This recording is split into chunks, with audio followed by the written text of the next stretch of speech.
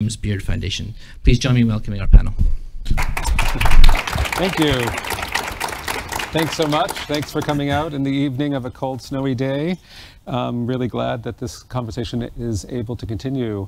We are talking about food tonight, and before we get right into the questions of the panelists, I just want to situate the conversation a little bit in the context, because it's a different type of food than we might hear in some of the other panels that we're talking about. I mean, obviously food is food, right? Except that when we're looking at agriculture, we're looking at nutrition, or we're even looking at economic development, obviously food is central to those things, but sometimes there's a piece left out of it, the gastronomic piece, the culinary, the chef piece, if you will. And today we're going to look at, or we're going to explore the concept and the role that chefs or the gastronomic elements of food play from a variety of perspectives. It isn't just about joy and pleasure, which is, I mean, we had a great lunch together actually, and that was a lot of fun, but we're looking at the power that those components of food have. Power will be a theme that comes up a little bit in the conversation, I'm sure, as will some notions of individuality, dignity, the role that food can play to help unite or stimulate or grow communities, businesses, and the unique things that I think we have a perspective on from chefs and from a unique role that's growing that chefs play in advocacy for food system change. At the James Beard Foundation, where I work, for the last 10 years or so, in our 30-year history, we've been using the platform of the celebrity chef, if you will, although most chefs are not celebrities, but the notion of celebrity, and turning that into a notion of advocacy, whether it's for local economies to stimulate growth, whether it's for advocacy for more fair wages or fair treatment of employees, gender equality, a big issue right now, or it's for advocacy for food system change on the local, regional, national, or global level. And I'm really excited about the conversation we're having today. In fact, it's an ongoing conversation that among the four of us we've been having for years now in some contexts. And so if there are any moments that that trigger thoughts in your mind, whether you're in the audience or you're listening at home, I hope that you'll, because we've been talking a lot together over this time, all day today, in fact, and for, as I said, years before this, I think there's a richness of perspective and personal experience in this panel that everyone would be happy to explore with you in the question period afterwards. So let's get started. I'll say a little bit more about the panelists before we get into their questions. Well, actually, no, I won't. I'll let them say a little bit more about it. And I'm going to start with Asha, who is, as her bio says, a cook and an author. She's also an advocate and a graduate of the James Beard Foundation Boot Camps for Policy and Change. And Asha, I want you to set the situation, the uniqueness of the perspective of the chef in food conversations where we don't always go to the people who deal with food on a day-to-day basis, but I think, as your experience has shown and your perspective is, there's a uniqueness to that, to the role that food plays and the role that a chef can play in some of these larger conversations. Absolutely. You know, first of all, we're entrepreneurs. We run businesses. We employ people from our communities. We have our community members sitting at our tables to eat the food that we put on the plate. We deal with local purveyors, local farmers. We source locally as much as we possibly can. Today more so than ever. And so I think in a way we stimulate as much as we can our local economies by what we put on a plate as chefs. And chefs have very individual stories to say. You know, I'm a first-generation immigrant. I grew up in the southern tip of India. I call the American South home now for over 2 decades. And so the food that I put on a plate is the coming together of these 2 amazing places that I've called home. I say my 2 Souths. And, you know, every chef, what we put on a plate is a sum total of our life experiences. And we tell a story through that plate. And we have the power in so many ways to change people's perspective sometimes on food. So let's say we're talking about sustainable seafood, for example.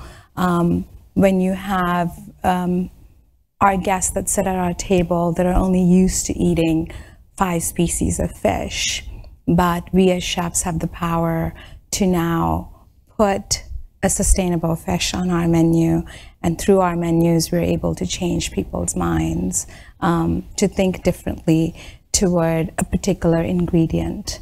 Can I just push on yes. you for 1 second? Sure. How does that leave the sort of confines of a fine dining environment or a sort of affluent experience and perhaps resonate more broadly in a food system, obviously, that deals on many levels of access and equity? Absolutely. So I could talk about a story that I firsthand experienced in Peru. I met with a potato farmer there. There's about 5,000 varieties of potatoes in the world, 4,500 of which grow in Peru. And this farmer was raising all these indigenous potatoes. You know, you had the purple potatoes and red potatoes and potatoes that look like egg yolks. I mean, gorgeous potatoes. Yet the Peruvian people were gravitating toward the white potato. And so the local farmers that were producing these amazing potatoes were pretty much, you know, below the poverty line, and they were actually hungry. No food on their tables. The farmer decides to put a package of his potatoes together and send it to a renowned chef in Lima. The chef decides to come visit the farmers. They put a consortium together of a group of farmers, and he realizes that he can source potatoes from these farmers for his restaurant. He decides to put them on all his menus. 4 years after the fact, just 4 years after the fact, the Peruvian potato was in Peruvian homes, right? So that's the impact that a chef and a farmer working together were able to have. Right. And it changed the socioeconomic condition of the farmers in that region. Fantastic. We will come back to many themes in that story, yes. in those stories. Tunde, you use food a little bit differently, both to as a way to bring people together and then as a way to challenge them and challenge the structures that have sort of perhaps put that food on the plate. Can you tell us a little bit about your perspective of the role that food plays in these global conversations? Yeah, so I am less concerned about the food. I'm interested in all the moments that create the plate and the moments of, and I'm speaking particularly about the power, the dynamics of power and who has and who doesn't have. And I think that, at least the way I see food and food spaces, is that food is a site of resistance, of protest. And that the problems that we face, they happen they exist in church, for example. They exist in our homes, they exist in restaurants. But we have these places that we have exempt from talking about the problems. And so, like with my work, I try to bring the problem to the place where we eat, and then we talk about those problems. And that doesn't produce indigestion. No, with my food. My food is amazing. Good. Okay. We will come back to that. Paul, SDG2 Advocacy Hub. Tell us what that is, but then tell us how and why you're harnessing this power that the chefs have to reframe the way we think about food globally. Yeah. So the SDG2 Advocacy Hub is a new community or network that's been established to work with private sector, civil society and UN agencies to improve the conversation around achievement of the Sustainable Development Goal 2. And essentially what that does is brings together the areas of nutrition, food and agriculture, and looks at what each country of the world signed on to in terms of a set of goals to achieve by the year 2030. And so this is a system that has been agreed to by our leaders for all of us to make the world a better place. And so as a hub, what we're trying to do is help improve the way we connect and communicate around that, because it's a complex system. And so in looking at that, one of the things we're aware of is that sometimes the discussion about food, agriculture and nutrition becomes very scientific. It becomes about inputs and outputs. It becomes about, benefits and the rest. But it often forgets the fact that food is something that we all enjoy. It's a human thing that connects us all. And so what we did was say, how could we take a system that has a narrative and has a framework and connect that to the things that chefs are already doing. And just what we tried to do is simplify a little bit of the UN work here. So this is actually the goals. There's 17 of them. Down here is all the objectives that were signed on to. So this is super interesting. I can't memorize even half of this, let alone a chef. So what we did was we worked with 130 chefs.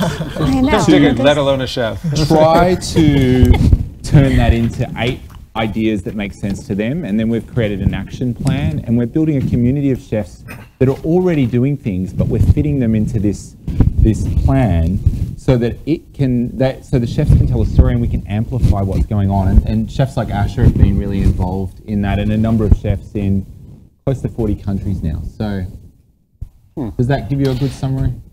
Sure, but let's talk a little bit about this role. We talked earlier about the amplification of chefs. Right now, we're in this moment. You can't pick up a magazine, you can't turn on your phone, you can't avoid the role of chefs. And I'm someone who is immersed in it, and I know my non-food friends are almost up to here. And yet, there's something particularly resonant. I mean, I think Asha's story told us a little bit the community around food, let's say, rather than the chef community. So I'm just wondering, as we're looking at a global landscape, at some very heady goals, how do we break them down through food, through the experience of cooking, to make them tangible, digestible, to engage people, especially youth, at the theme of the conference tomorrow? How do we use food and that chef voice for these purposes, forgetting the tremendous work that he's doing? So I think with my work, I started, cooking and talking about food, and then it became very apparent to me that that I was engaged in like a frivolous conversation, right? Because I was critiquing food culture, but food culture exists within a larger culture, and food culture sort of represents that larger culture, but it also contributes to it. And so I think here we can talk about food, or we can use food to talk about the larger system of power, of divestment that happens globally, and that is apparent locally here in the United States in different communities, mostly communities of color and communities that have lower resources. So I think the thing that I'm concerned about is how we frame the conversation. And I think we can use food as a way to escape. Folks do that all the time. Like we're in a restaurant, we're taking pictures on Instagram, which is great because I do that too. But there is no like moral story in a restaurant. There is no moral tale on the plate. It's just this like empty, vapid consumption that reinforces systems of oppression. By the way, I'm just going to be saying this over and over again. This is all I'm going to be talking about, like oppression and power. Well, but so, do you have a moral story on the plate? I do have a moral story on the plate. Right. Yes, I do. I tell a story through my plate. Why is that storytelling important? Because you're able to connect the dots for people, right? Once again, I come back to being an immigrant chef, where people are comfortable paying $9.99 on a buffet line for Indian cuisine. I may source from the same purveyor that my fellow Southern chefs source from, but they're more comfortable paying a much lower price for what I bring to the table.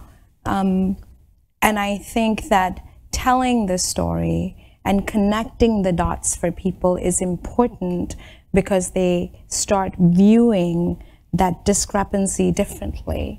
And they're more comfortable now sitting at your table at the price points that they would find acceptable at other restaurants that are not ethnic restaurants. Can I ask a quick question? Yes. Can you ask a quick question? Sure. Yeah. So there is the story that your food is just as credible as somebody else's food. But then there's another story about why your food should even be made to tell that story, right? So why is food by brown folks and black folks less valuable. Less value, Yeah. right? Which is something we wrestle with. Even just we were talking about it over lunch again today. Yes. In the notion of who becomes the gateway, where the voices are, whether or not you're of a community and representing that community to a broader audience, or you're an outsider who's translating it for someone else. There's a notion of cultural culinary appropriation, very very hot topic right now in the food space. And I think it had something to do with, in the past, maybe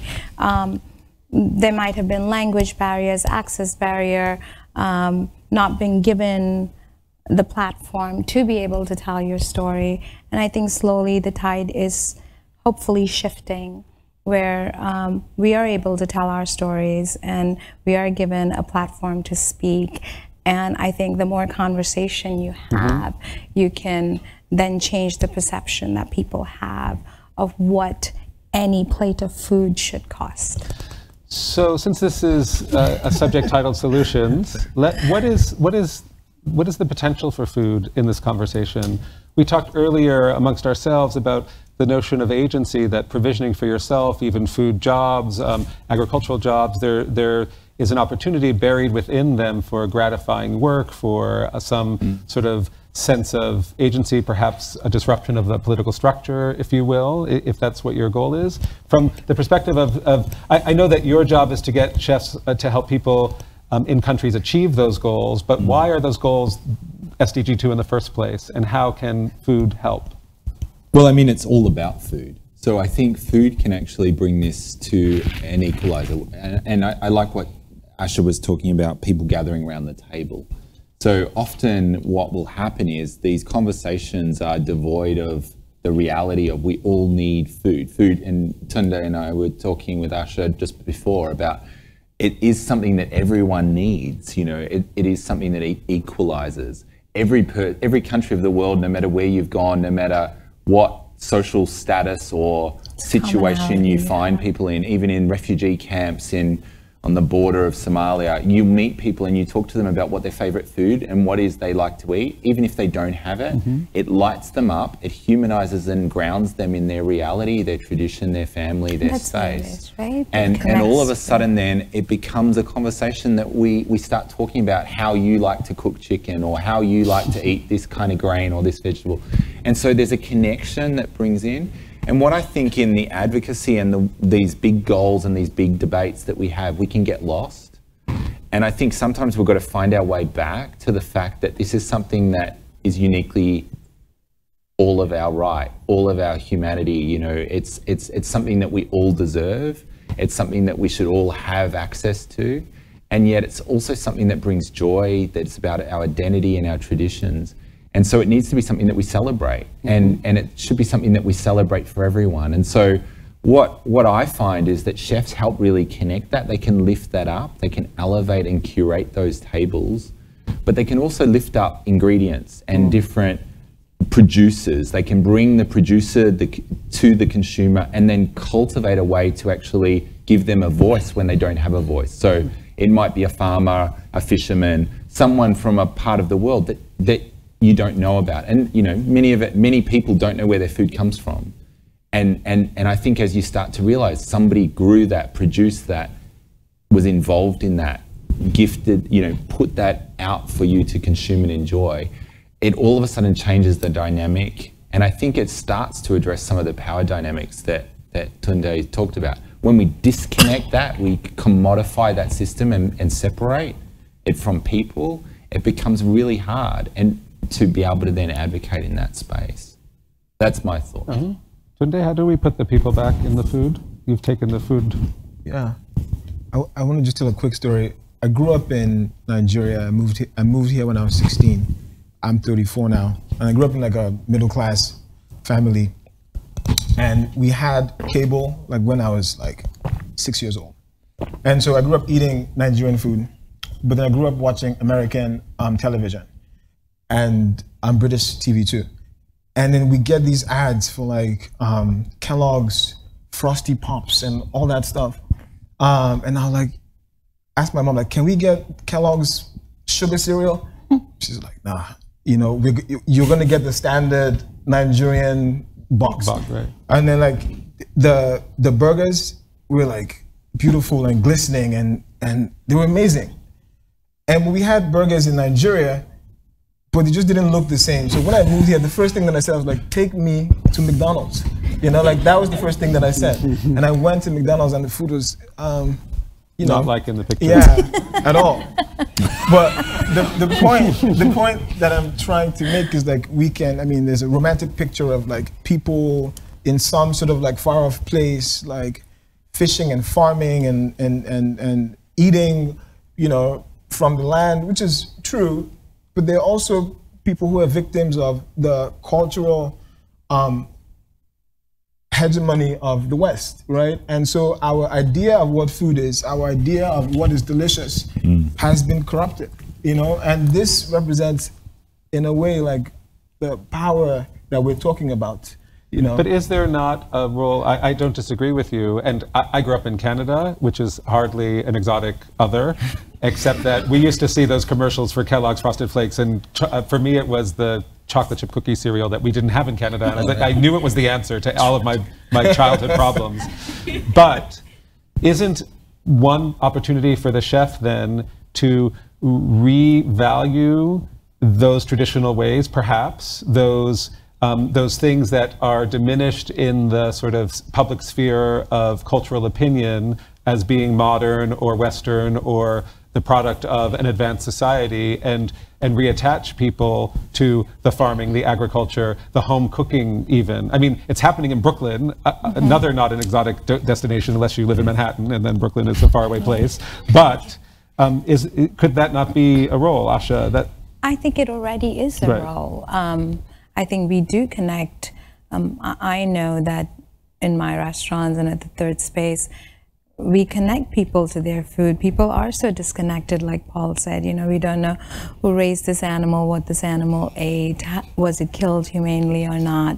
And when you put down, you know, when I put down on my menu where that chicken came from, there is that opportunity to tell the story of how that chicken actually ended up on the plate.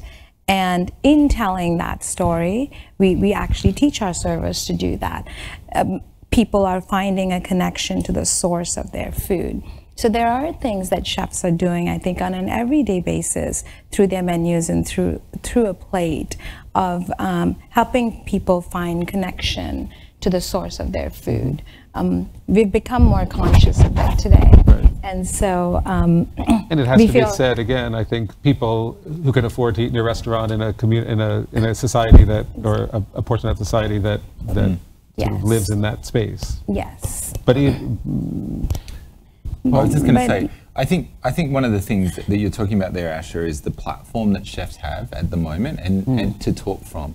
And so people like Massimo Bottura has done this around food waste, and there's social issues that they can choose. It might be seafood, it could be waste, it could be... And it's also trust, right? They trust us because we're part of their communities. We're part of, we're community members. So there's a sense of trust that you build with your guests around a table. So... We've been discussing some research. In fact, chefs are among the highest trusted, most trusted community of professionals in the business, with journalists and politicians low. And we're feeding them. So I think that trust factors in too, when we do actually use our voices to bring attention to something. I think maybe it resonates just a little bit more with our guests. I'd love to hear a little bit of your experience, Paul, because you have a global vision on this, and so you're working with chef communities in many different cultures and countries around the world. Do you see the sort of elevation, this celebrity nature, the mouthpiece opportunity among chefs globally in India and other places that you're working, or is there something unique about? No, look, I mean, it's happening at different levels in different parts of the world, but there is, Peru was one country that I spent a bit of time in a year ago, but it's almost the brand of the country, but chefs literally almost have more power than... Aren't they running for politics? They could run and become president. But chefs, we were working with chefs there with the World Food Programme, and their chef Gaston Acurio and a number of other young chefs. And they gathered, they created a TV program, they went into communities to deal with anemia and other food issues. And they used that to try and help change eating habits through thinking differently. There's another chef that we've partnered with, and Asha and I were in Milan with, Christian Abidjan, who went into West Africa. He was working in looking at affordability of nutritious food. So trying to use local ingredients to improve nutrition quality, but make it taste awesome. And I think this is the challenge. Like, one of the old way of thinking used to be, let's get nutrition up, we'll sprinkle sprinkles on your food. Right. And often people would say, don't worry what it tastes like, it's good for you. But and the reality is it should be, and good. It should taste good. It should, what's good for you should taste better. Right. And so what we're finding is that is starting to happen, not everywhere. And that's one thing that I do think. I think sometimes chefs are responding and feeding people what they think they want, rather than leading people into what they think they should, is better for them, or is better for farmers and the planet and other things. But that's shifting, and there are leaders doing that in very different pockets all around the world. Asha, today there's a huge community of chefs who went to cooking school or who apprenticed or whatever, who learned to make a nice sauce or cut something a certain way, and they thought that's what their career was. What is the responsibility of the chef broadly to engage in these sorts of global issues, or is it an individual calling, let's say? Do you feel you can be a responsible cook and not tell a moral story that challenges power, or not think of the climate impact of what you're serving and still make a delicious meal, still deserve your 3 Michelin stars or what have you? Or do you think that's changing and that there ought to be a higher responsibility of the chef because of the changes that we're talking about? I think there has to be a higher responsibility, and I believe that there is a higher responsibility with today's chefs. I mean, look at the James Beard Foundation has an advocacy program. We have over 200 chefs that are part of that program today, doing amazing work in so many different aspects of the food world, impacting change that is far and wide, walking in and out of congressional offices, helping make policy changes happen. I believe that we're already on the path to doing that. So could you imagine a review one day that says, well, this meal was delicious, but this chef didn't XYZ or sourced a crappy whatever, and so I give it 1 star? Because we're asked that all the time as an organization. You can't really talk about food without talking about food media, because they're the same thing. I mean, it's a whole other concept, but otherwise you're just eating. It's not food. I would hope that we get to that place, because that would make us all more responsible of how we feed the world. I don't know if it will, but I hope it does. Yes, Tunde, you just thought about the responsibility of the chef working today, who thought he or she were just going to make pretty delicious things, and suddenly has the world wait on his or her plate?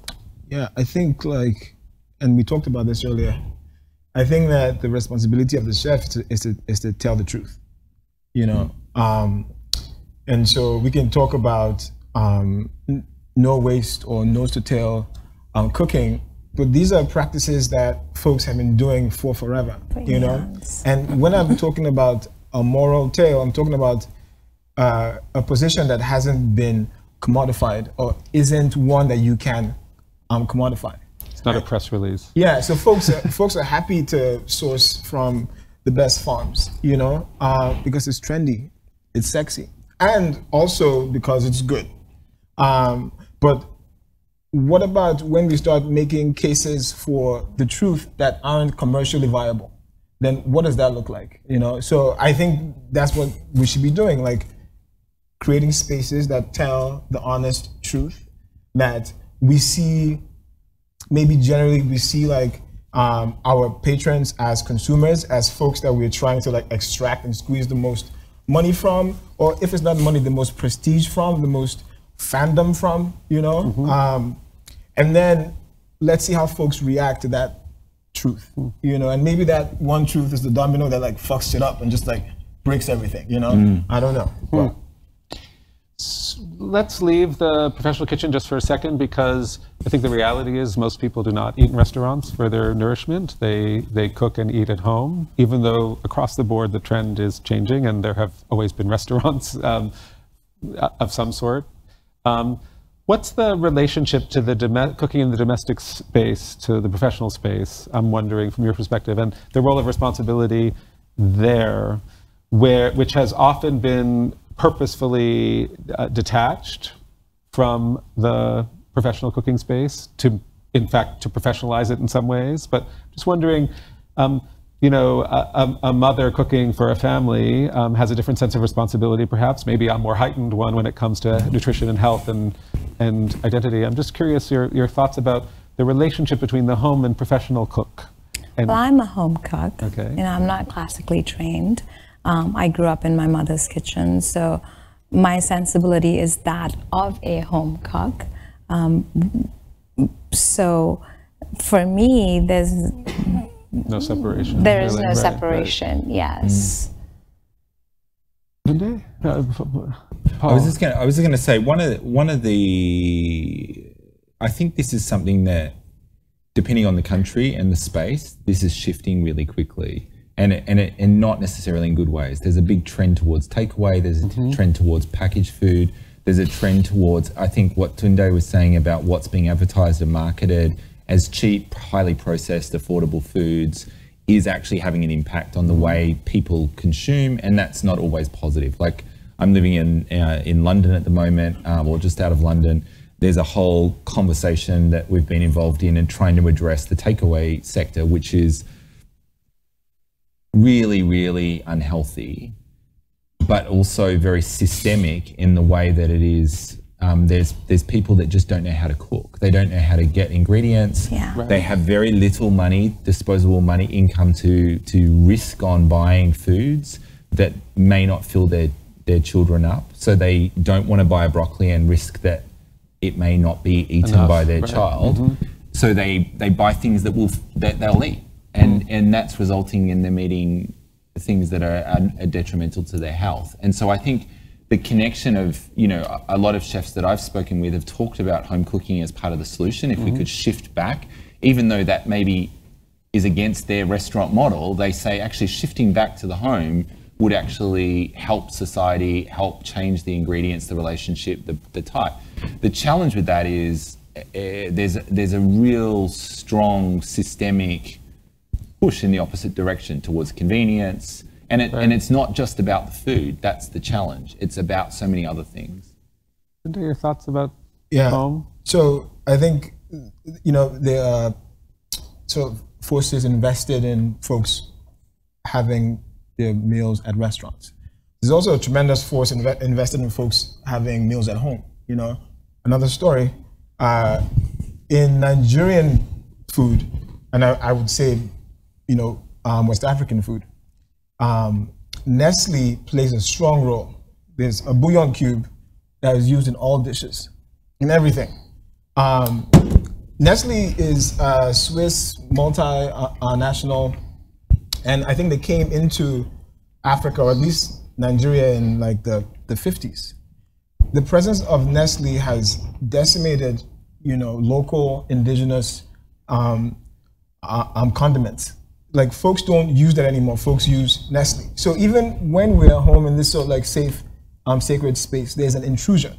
And it's not just from Nestle. It's from different folks, and people invested, again, in a certain kind of consumption that concentrates power in a place that doesn't quite look like what the world should look like. You know, like, do we have equity across the board? Do we have folks, are we investing in communities of people that produce artisanally? Or do we just think of that as something in Brooklyn with pickles or with bread? Poor Brooklyn. Yeah. Right. Or, you know, in fact, Brooklyn, Detroit, New Orleans, everywhere. it's Milan, everywhere. Tokyo, Yeah. everywhere. It's an ethos of a sort. So the home isn't exempt. Like, we have to wage a war on different fronts.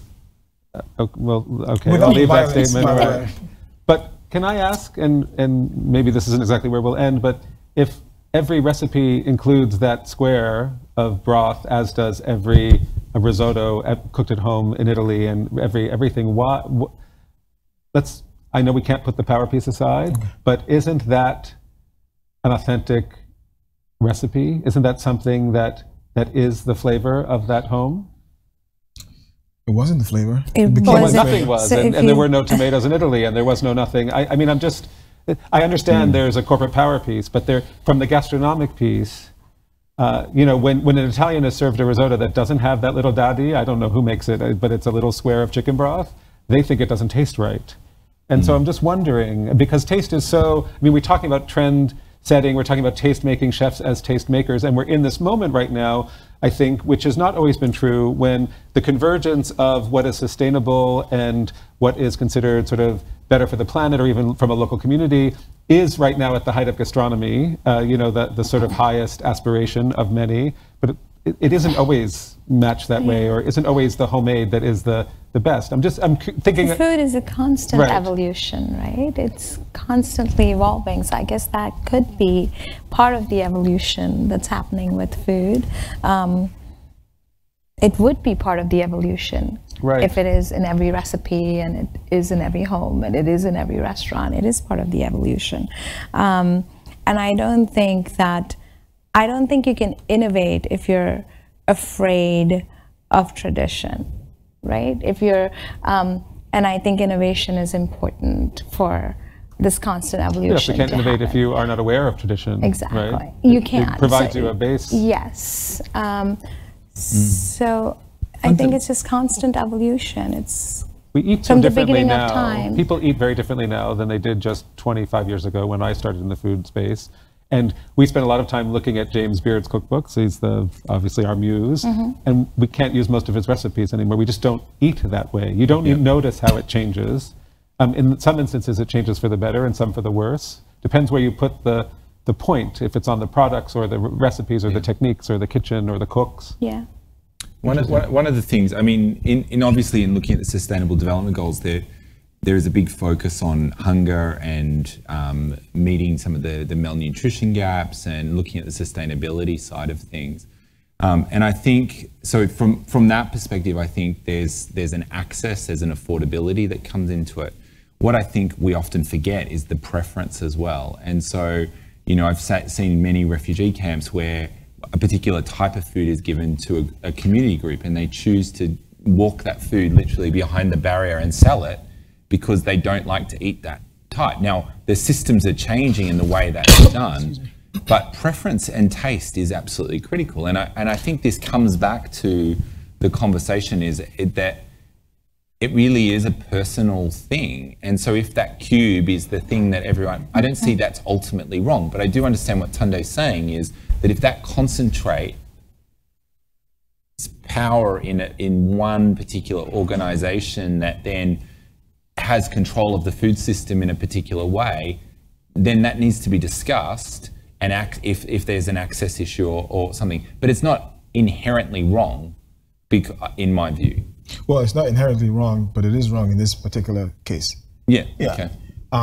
And I think that, you know, evolution and preference aren't impersonal realities. They are processes that have created that evolution. Yeah. You know, there are people who are at a board, at a table, decided, let us go into the African market, let us produce this for cheaper probably than how it's being manufactured, and let us market it, and let us make money. Like, that is not, and these things over time grow the sort of preference that we now sort of consider as matter of fact. So there's a process behind this. Sure. A last word, we need to leave time for questions. I'm wondering, since again, this is about solutions and this is about food, which is so personal, but we're trying to use chefs as the mouthpiece for change. What it is, given the opportunity of those in the audience and those watching at home, that you would like people to take away in thinking about food when they have dinner tonight, let's say, or they go to a restaurant tomorrow. What do you think, what mindfulness will help make the change, the better planet we want to see? And I'll start with you, Tunde. I think just like a more critical perspective in general. just address everything with a sharpness that I don't think we currently have. And I want to just say something that I don't think of myself as pessimistic. We were saying this. I'm aspirational. I want us to do better because right now I don't think we are. Asha? For me, food is community, it's family, it's love, and I think with the busy lives that we have, we tend not to commune around a table and have those moments together. And so I hope that families sit around tables and have these conversations around food and create community around food. Paul? Yeah, to me, the key is sitting down around the table and asking the questions. I think we really need to be asking more questions about where our food comes from and about the impacts that our food has, not just on what we feel in that moment, but also in the people that made it, the livelihoods of them, the people that don't have food, so we don't overeat. You know, like we're consuming responsibly and still keeping the enjoyment there. So I think the dialogue needs to be, enjoyment comes when we're actually thinking about not just ourselves, but us and everyone having access. Thank you. So that's a perfect segue to the questions, since everyone wants us to ask more questions and be more analytical. And we have a microphone, and because this is being recorded and broadcast, we'll ask you to use it, if you would. And I'll check this monitor of questions online. So there's something that I've always thought, that food is really the original social media. And, you know, we hear a lot about the private sector, and as you were saying, you're entrepreneurs as well, but you're not the private sector as they think about it. Do you think there's an opportunity for chefs to be the counterbalance in that role, to be the educators of the public about the truths that you're talking about, and how so? I think we already have started on that path. I mean, sitting in panels like this and having these discussions is a start. But, you know, I mentioned this before already. We talk to our community members. We talk to our guests. I love touching my tables. And what do you talk about in those moments? You talk about the food that they ate. So you do have the opportunity to impact change in that moment of someone's perception of an ingredient or how something was sourced.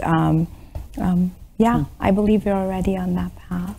Yeah. Can I say, I think that is a shift that's also been happening more. I don't think that happens in every kitchen.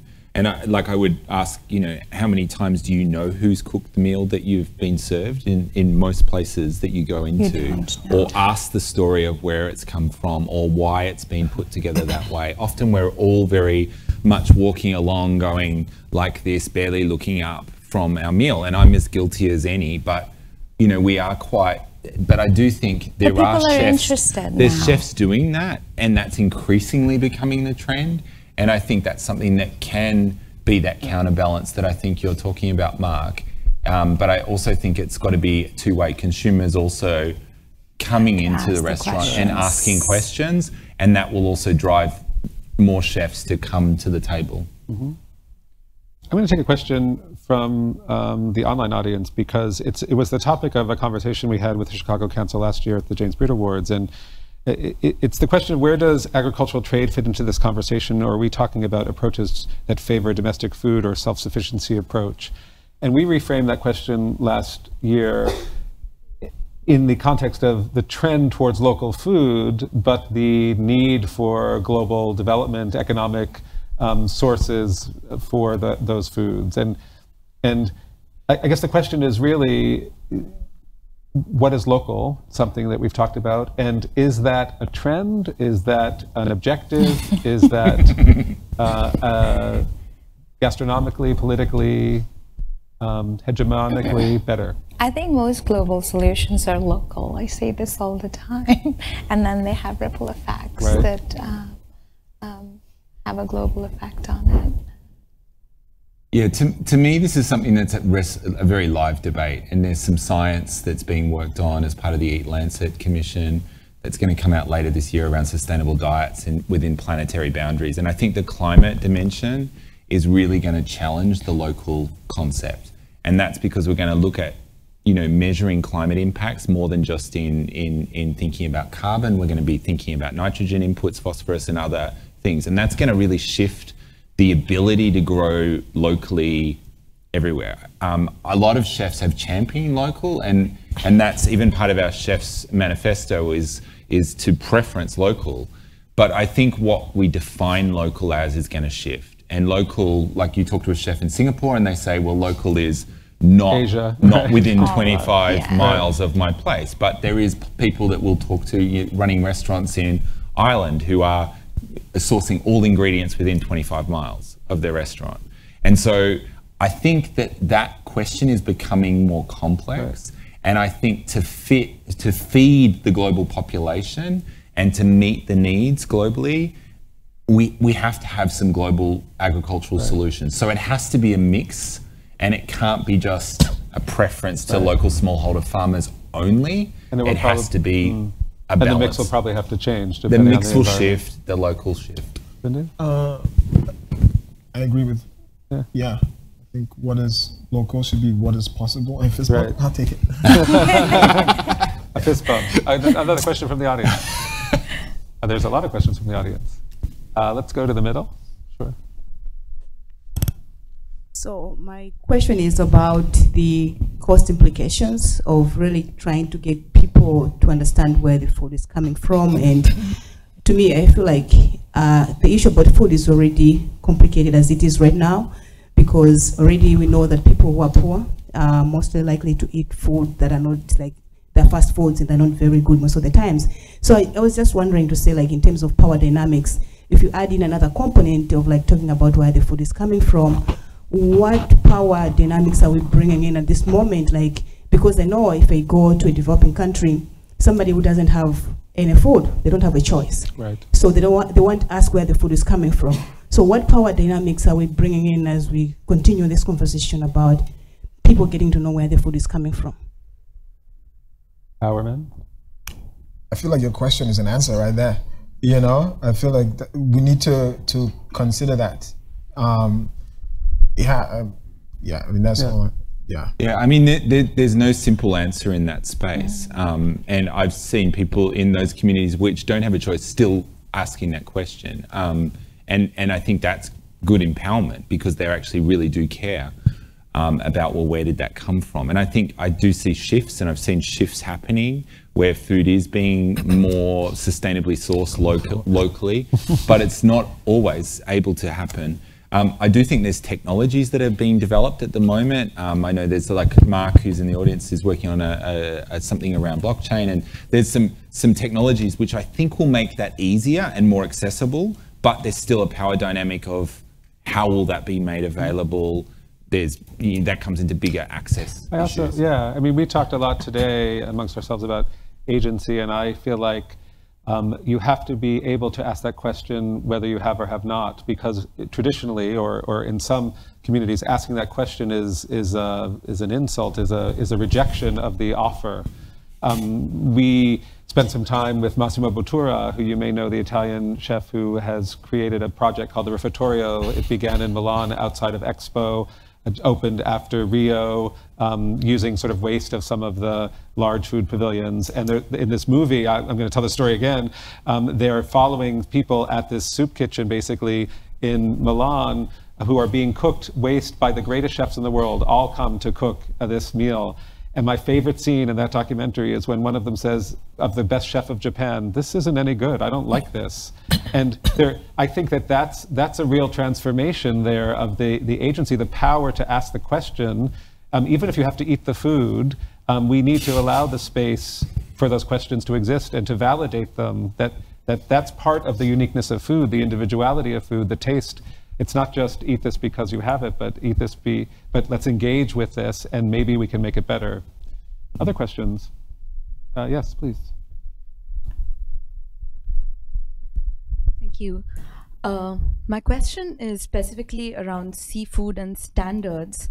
And that's because I can see that in terms of land-based sourcing, the standards are relatively simple, but when you come to seafood, I think it gets very complicated. You've got, I think, Marine Stewardship Council, Aquaculture Stewardship Council, NOA, and I don't even remember the mess. And I think in that case, it's much more harder to make that decision on what you're putting on your plate.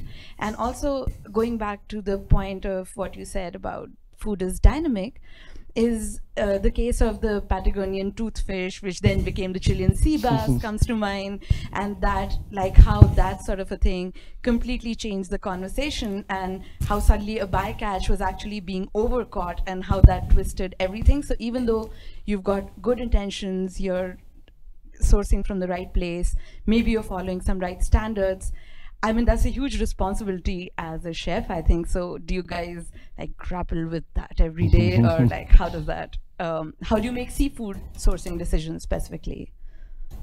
I'm going to let Mitchell answer this, because the Beard House has been working quite a bit with sustainable seafood. It's a very good question. We are working on a program called Smart Catch, which is an evaluation tool restaurants can use to assess exactly that, built on a huge collaborative database from NOAA, from Monterey Bay, from Seafood Steward. It's not easy, and fish is probably one of the biggest challenges in the whole conversation. It also is the most expensive and most perishable product that we have, and yet many recommendations are it's the best protein source. So there's a problem, and then there's the whole farming, environmental impact, competitive piece. I don't have an answer for you. I think like many of these things, awareness, I mean, it sounds like a cop-out in some ways, but asking the questions is a place to start.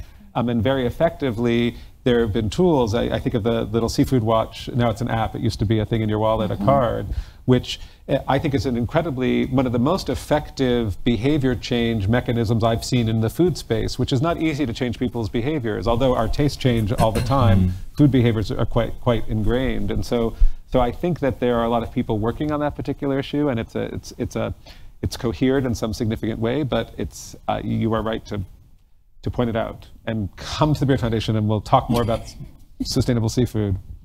Other questions? Yes, you right in the back. Sure. So when you're considering the transition from fast food to maybe a fresher variety of food, do you also have to consider time? Somebody who maybe wants an extra 5 minutes, or even just a cutback in prep time to just put food in front of you instead of just having to prepare what they need for a meal? The ingredient of time.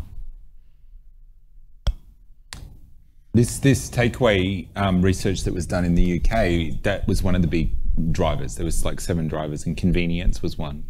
So it was people felt they didn't have time, even if they would wait longer for takeaway than it would take to actually prepare. It was definitely a connection.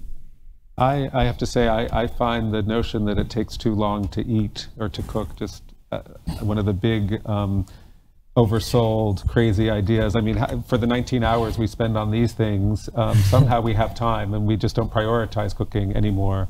And there have been some strong forces. There's some great research in American home economics history after World War II, done by Laura Shapiro. Multiple treatises examined the domestic space and saw that housewives actually loved the cooking part and hated ironing, but the food industry that was created after the Second World War needed to sell food, not dry cleaning. And so there was this emphasis on the lack of time. And obviously everyone's time is different in different places, and certainly culturally there are some components, but if we value the cooking, if we use chefs to show that that is not time wasted, but actually time enriched, I think we can change it. However, I think things are conditional. Some people don't have time. Some people have like 3 or 4 jobs. Some people raise their kids on fast food. And so I think there are some solutions, and I'm speaking specifically about like the States, that are looking at how to maybe get fresh food to those sort of folks. But every culture has been pressed for time and has different ways to feed people that are more or less time consuming. The system that delivers that food, the food is better, it's done in a certain way. There's nowhere that convenience isn't an issue. you don't have more time in another country, and somehow we've created a fast food, literally and figuratively, that is perhaps not as. Yeah, because street stalls are fast foods Right, there. yeah, right. So, yeah. But it's things like, you know, I think it's more about convenience, and convenience is key. So like cutting up a vegetable, it's better to buy pre-cut vegetables even if they cost more, and often in very poor communities that cannot afford that because they don't feel they are empowered to cut the like what would they do with the broccoli head? They need, you know, the recipe or the picture they saw was of a cut up vegetable. There's some really interesting, challenging dynamics going on in that, but what I've seen is it's often a convenience question. I mean, that's from talking to people that live in, you know, in Nairobi, you know, buying hot chips for their kids rather than a nutritious meal because it's being sold right there, you know, and they can feed their kid quickly because they are working 3 or 4 jobs, you know, and it's convenient and they don't have to then think about it or do anything. And so that's the choice they make, and that's their choice to make. But it is a challenge because eating hot chips every day, while it might be affordable and convenient, is actually not going to help you to grow and be nutritious and have your best chance in life. Other questions?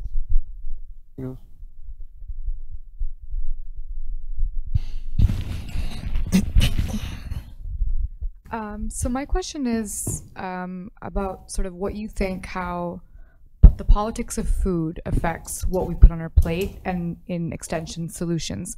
So what I mean by that is how social systems or cultural hierarchies or even privilege affects sort of what our food is.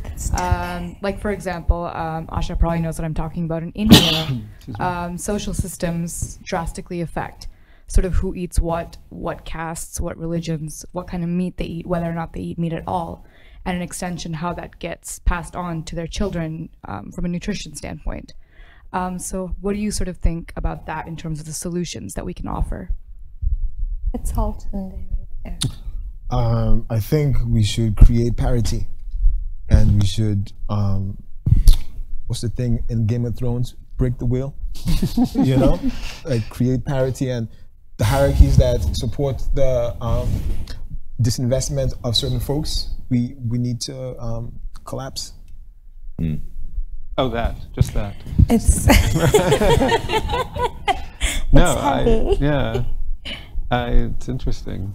It's a great well, question. I often, I did a TED talk in which I used the example I have in Italy, where I look for solutions in other cultures because, of course, it's easier to see them than it is in your own sometimes, and you see things in a different way.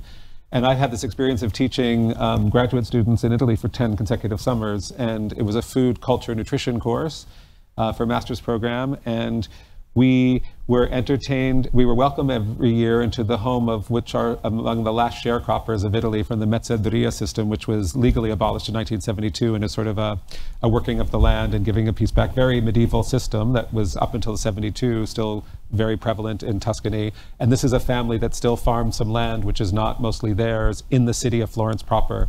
And they invite us to their house, and we have this incredible experience of these 27 affluent, mostly white, New York, mostly women students.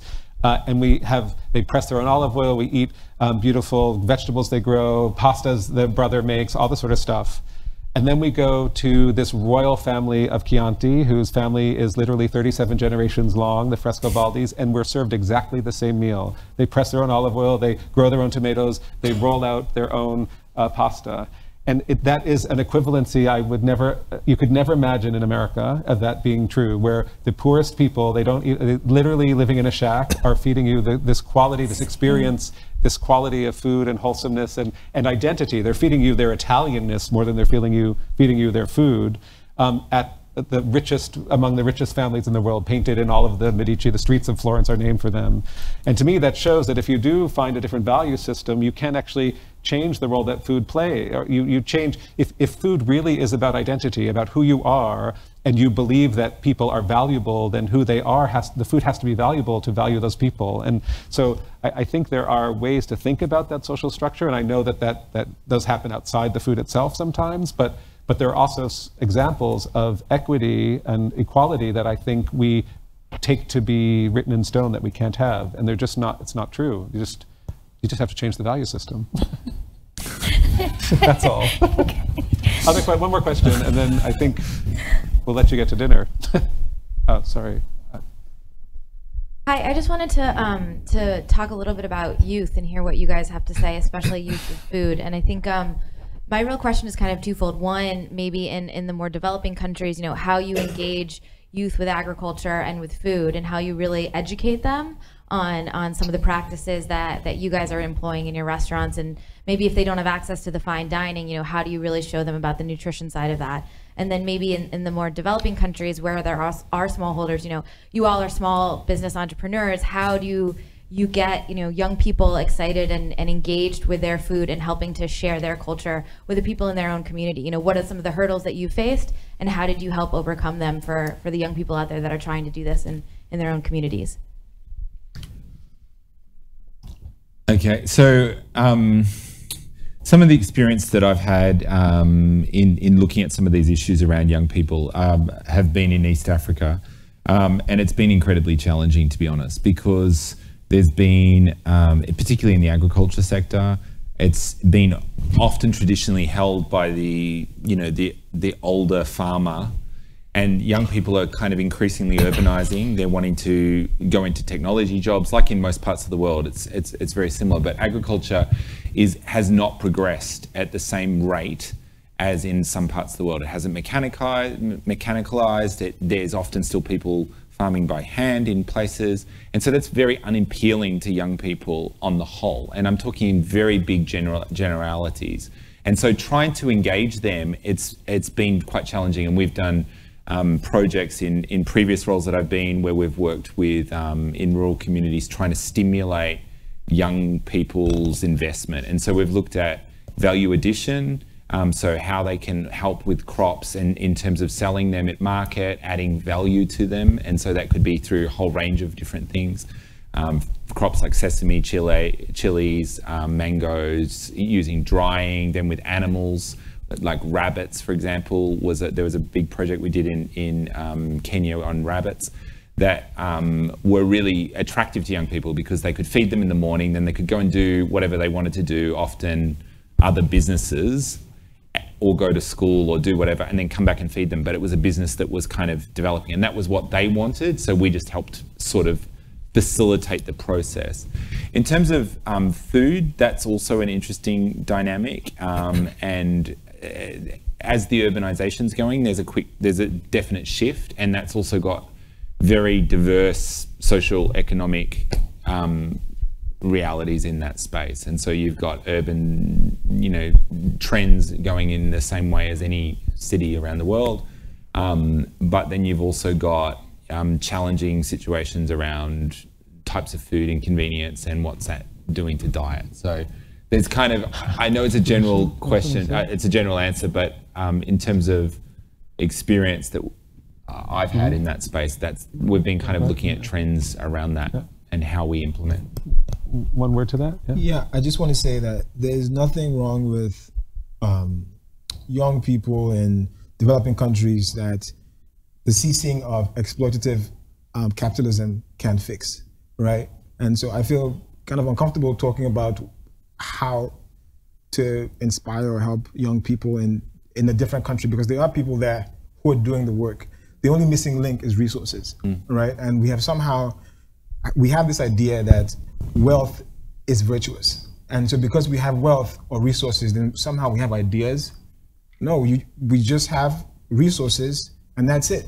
And so let's transfer resources in a more equitable way and let folks do what they've always been doing, before now. And I think that's the answer to the question in my mind.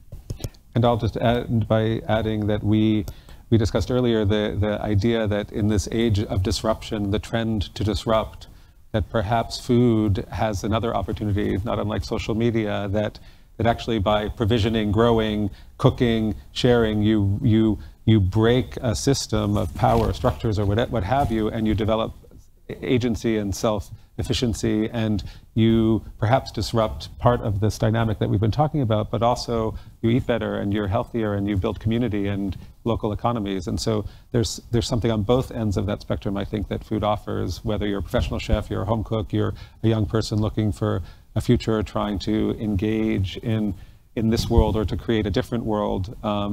Food is pretty rich. And with that, we've gone a little bit over, but I want to thank our panelists with a round of applause. And thank you for being here. Thank you for watching at home. And it's a wrap.